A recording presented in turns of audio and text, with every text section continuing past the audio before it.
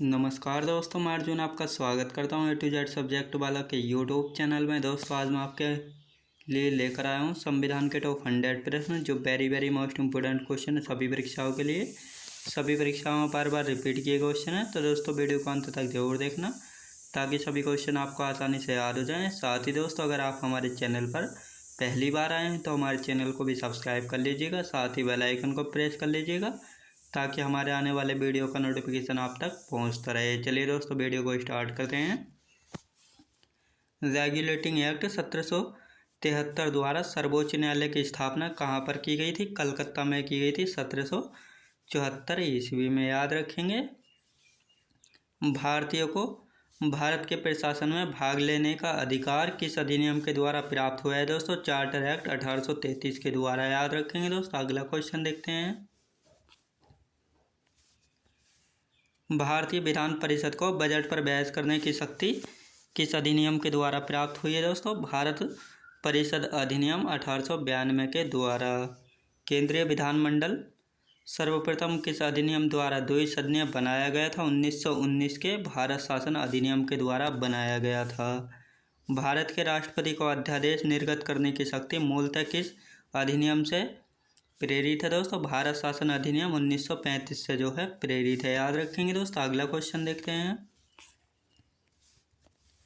केंद्र में द्वैध शासन व्यवस्था किस अधिनियम के द्वारा लागू की गई थी? दोस्तों भारत शासन अधिनियम 1935 के द्वारा लागू की गई थी।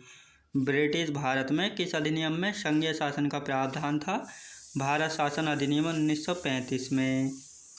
अखिल भारतीय संघ स्थापित करने का प्रावधान किस अधिनियम में किया गया था? दोस्तों भारत शासन अधिनियम 1935 में किया गया था। याद रखेंगे दोस्तों। अगला क्वेश्चन देखते हैं।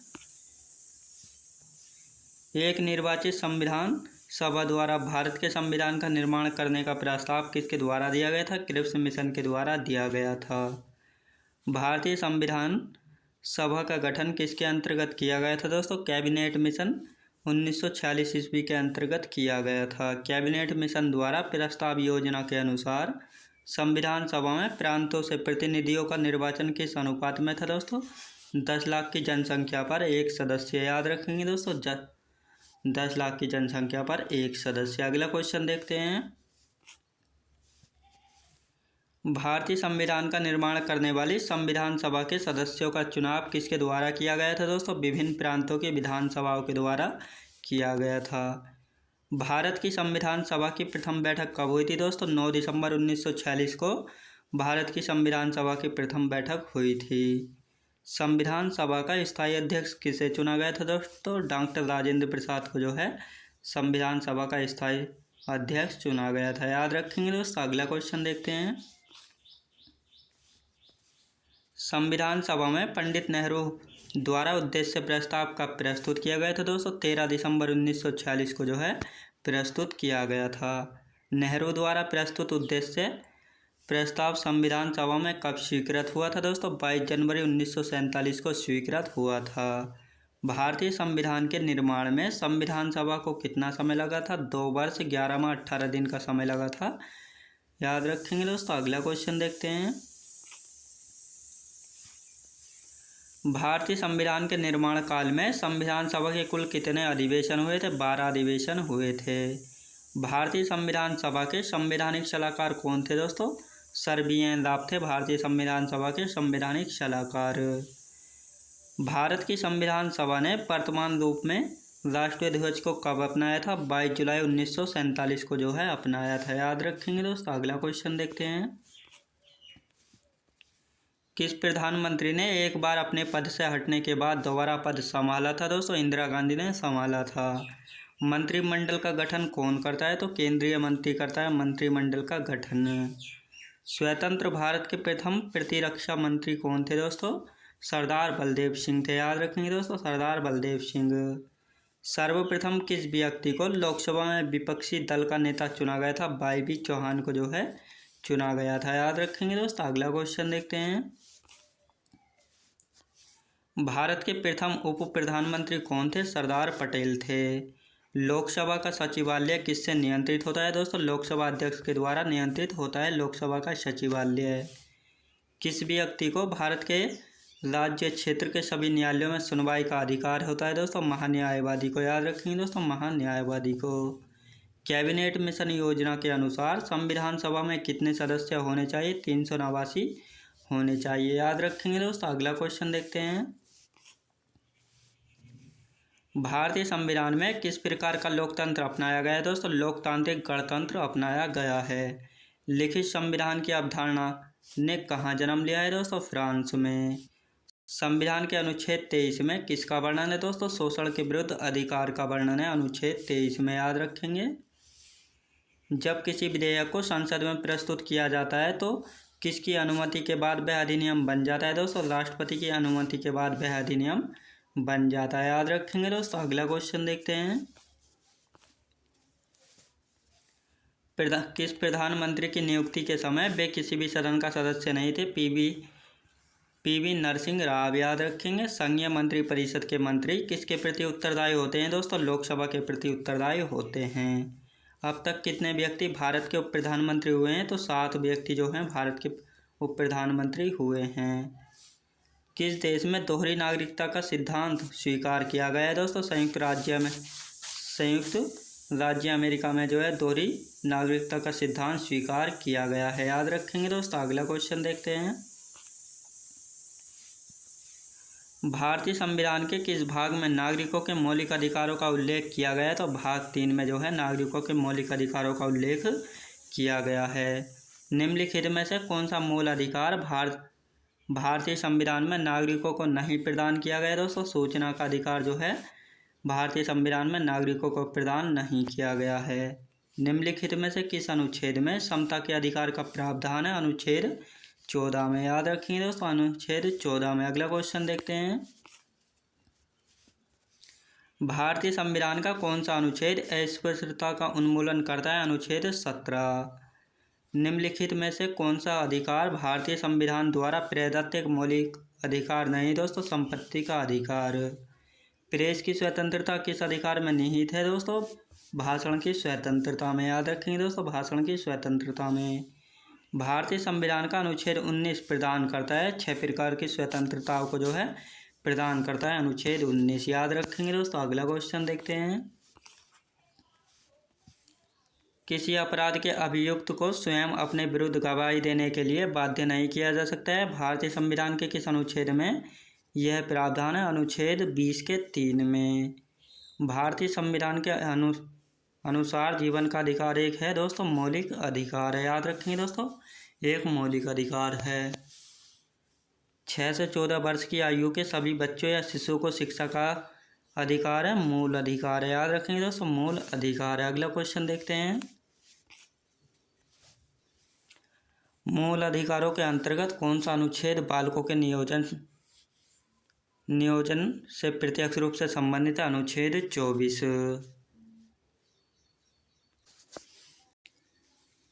किसी धर्म विशेष के संवर्धन के लिए करों के भुगतान की अनिवार्यता से मुक्ति की गारंटी दी गई है दोस्तों अनुच्छेद 27 के द्वारा। निम्नलिखित में से कौन सा मूल अधिकार विदेशी नागरिकों को प्राप्त नहीं है दोस्तों? अभिव्यक्ति की स्वतंत्रता का अधिकार जो है विदेशी नागरिकों को प्राप्त नहीं है, याद रखेंगे दोस्तों। अगला क्वेश्चन देखते हैं। अल्पसंख्यकों के हितों की सुरक्षा किस अनुच्छेद में प्रावधान किया गया दोस्तों? अनुच्छेद 29 में। 1935 के अधिनियम द्वारा स्थापित संघ में अवशिष्ट शक्तियाँ किसको दी गई थी? गवर्नर जनरल को दी गई थी। अखिल भारतीय संघ स्थापित करने का प्रावधान शामिल किया गया था दोस्तों भारत शासन अधिनियम 1935 में जो है शामिल किया गया था, याद रखेंगे दोस्तों। अगला क्वेश्चन देखते हैं।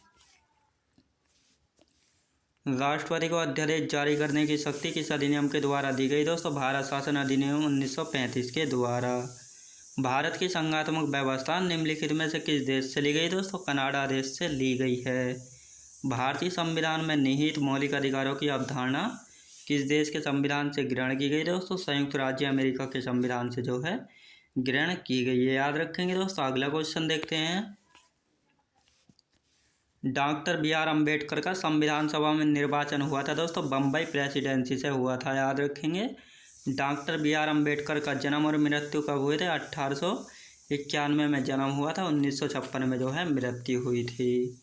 निम्नलिखित में से कौन अगस्त 1946 ईस्वी में गठित प्रथम अंतरिम सरकार का सदस्य नहीं था डॉक्टर एस राधा कृष्णन। याद रखेंगे दोस्तों। अगला क्वेश्चन देखते हैं।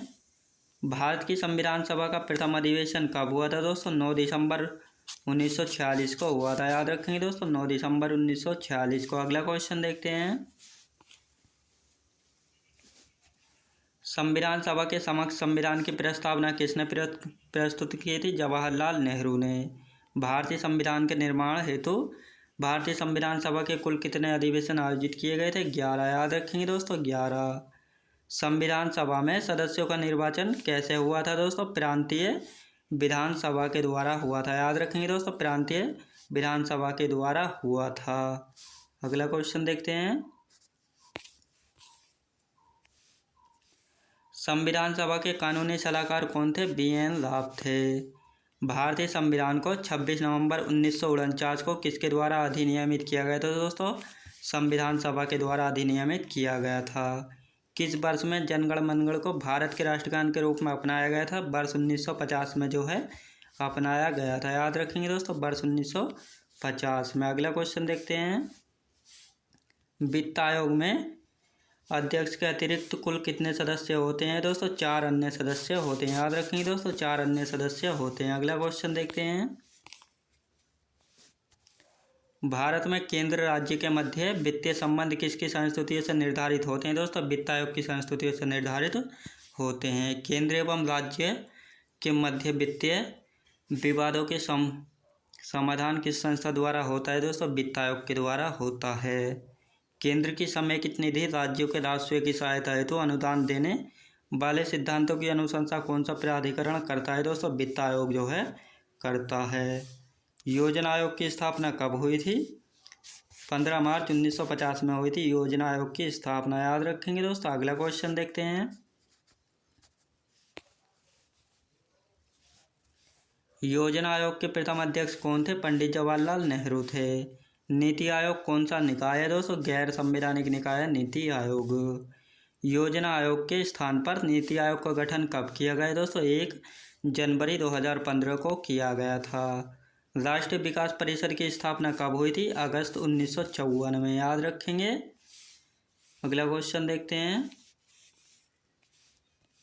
राष्ट्रीय विकास परिषद की अध्यक्षता कौन करता है दोस्तों? भारत का प्रधानमंत्री करता है। नीति आयोग के उपाध्यक्ष को भारत सरकार के वरीयता क्रम में कौन सा दर्जा दिया गया है दोस्तों? भारत सरकार के कैबिनेट मंत्री के समान। नीति आयोग तथा राज्य सरकारों के मध्य समन्वयकर्ता का कार्य कौन करता है? राष्ट्रीय विकास परिषद जो है करता है। याद रखेंगे दोस्तों। अगला क्वेश्चन देखते हैं। योजना आयोग ने संघ का स्थान ले लिया है और हमारा देश अनेक अर्थों में एकल प्रणाली की तरह कार्य कर रहा है। यह कथन किसके द्वारा कहा गया था? केशवथनम के द्वारा कहा गया था। राजनीतिक दल को राष्ट्रीय क्षेत्रीय दल की मान्यता देने का अधिकार किसे प्राप्त है? चुनाव आयोग को जो है प्राप्त है। भारत के मुख्य चुनाव आयुक्त को किसके द्वारा नियुक्त किया जाता है दोस्तों? राष्ट्रपति के द्वारा जो है नियुक्ति किया जाता है। याद रखेंगे दोस्तों। अगला क्वेश्चन देखते हैं। राज्य सरकार के मंत्रियों के वेतन एवं भत्तों का निर्धारण किसके द्वारा किया जाता है? राज्य विधानसभा के द्वारा किया जाता है। वर्ष 1956 में कितने पुनर्गठित राज्यों में द्विसदनीय विधानमंडल थे दोस्तों? 5। याद रखेंगे दोस्तों, 5। प्रथम महिला मुख्यमंत्री भारत के किस राज्य में बनी थी? उत्तर प्रदेश राज्य में बनी थी। याद रखेंगे दोस्तों। अगला क्वेश्चन देखते हैं। अंडमान एवं निकोबार द्वीप समूह किस उच्च न्यायालय के क्षेत्र अधिकार के अंतर्गत आते हैं दोस्तों? कलकत्ता उच्च न्यायालय के क्षेत्र अधिकार के अंतर्गत आते हैं। याद रखेंगे दोस्तों। अगला क्वेश्चन देखते हैं। उच्च न्यायालय के न्यायाधीशों के वेतन और भत्ते किस निधि से दिए जाते हैं दोस्तों? राज्य की संचित निधि से दिए जाते हैं। उच्चतम न्यायालय के निर्णय से पूर्व किस उच्च न्यायालय ने यह निर्णय दिया है कि एक बार में 3 बार तलाक कहने से तलाक होना गैरकानूनी? इलाहाबाद उच्च न्यायालय ने यह निर्णय दिया था। एक उच्च न्यायालय की न्यायाधीश अपना त्यागपत्र किसे संबोधित करता है? राष्ट्रपति को जो है संबोधित करता है। याद रखेंगे दोस्तों। अगला क्वेश्चन देखते हैं। उच्च न्यायालय के न्यायाधीश की सेवानिवृत्ति की आयु क्या है दोस्तों? 62 वर्ष है। जब सर्वोच्च न्यायालय किसी व्यक्ति अथवा संस्था को उसके दायित्व के निर्वहन हेतु रिट जारी करता है तो उस लेख को क्या कहते हैं? परमादेश कहते हैं।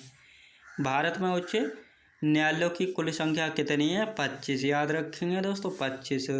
राज्य के उच्च न्यायालय का मुख्य क्षेत्र अधिकार के अंतर्गत कौन सा अधिकार नहीं आता है? परामर्श संबंधी क्षेत्र अधिकार नहीं आता है। अगला क्वेश्चन देखते हैं। अधीनस्थ न्यायालयों की कार्य पद्धति का परीक्षण कौन सी याचिका करती है? उत्प्रेषण करती है। भारत के संविधान के अनुसार जिला न्यायाधीश के अंतर्गत कौन सम्मिलित नहीं होता है? दोस्तों, अधिकरण न्यायाधीश सम्मिलित नहीं होता है। निवारक निरोध के अंतर्गत एक व्यक्ति को बिना मुकदमा चलाए कितने समय तक बंदी बनाकर रखा जा सकता है? तो 3 माह तक जो है रखा जा सकता है। इलाहाबाद उच्च न्यायालय का गठन कब हुआ था दोस्तों? वर्ष 1866 में इलाहाबाद उच्च न्यायालय का गठन हुआ था। याद रखेंगे दोस्तों। अगला क्वेश्चन देखते हैं। सामान्यतः उच्चतम न्यायालय सभी मामलों की सुनवाई नई दिल्ली में करता है, परंतु किसके अनुमोदन से वह किसी अन्य स्थान पर भी सुनवाई कर सकता है? राष्ट्रपति के अनुमोदन से जो है किसी अन्य स्थान पर भी सुनवाई कर सकता है। भारतीय संविधान का कौन सा अनुच्छेद संवैधानिक विवाद में सर्वोच्च न्यायालय के अपीलीय क्षेत्र अधिकार से संबंधित है? अनुच्छेद 134 के 1 में। उच्चतम न्यायालय में संविधान के निर्वाचन से संबंधित मामलों की सुनवाई करने के लिए न्यायाधीशों की संख्या कम से कम कितनी होनी चाहिए दोस्तों? 5 होनी चाहिए। याद रखेंगे दोस्तों। अगला क्वेश्चन देखते हैं। केंद्र और राज्यों के मध्य होने वाले विवादों का निर्णय करने की भारत के उच्चतम न्यायालय की शक्ति आती है, इसकी मूल अधिकारिता के अंतर्गत आती है। उच्चतम न्यायालय ने संविधान के मूल ढांचे का सिद्धांत किस बाद में प्रतिपादित किया था? केशवानंद भारती बनाम केरल राज्य 1973 में। दोस्तों, मैं उम्मीद करता हूँ आपको वीडियो क्वालिटी, कंटेंट वगैरह सभी कुछ आपको पसंद आया होगा। पसंद आया तो लाइक शेयर और सब्सक्राइब करना बिल्कुल भी ना भूलें। साथ ही दोस्तों, अगर आप हमारे चैनल पर पहली बार आए हैं तो हमारे चैनल को भी सब्सक्राइब कर लीजिएगा। साथ ही बेल आइकन को प्रेस कर लीजिएगा ताकि हमारे आने वाले वीडियो का नोटिफिकेशन आप तक पहुंचता रहे। चलिए दोस्तों, मिलते हैं नेक्स्ट वीडियोज़ में।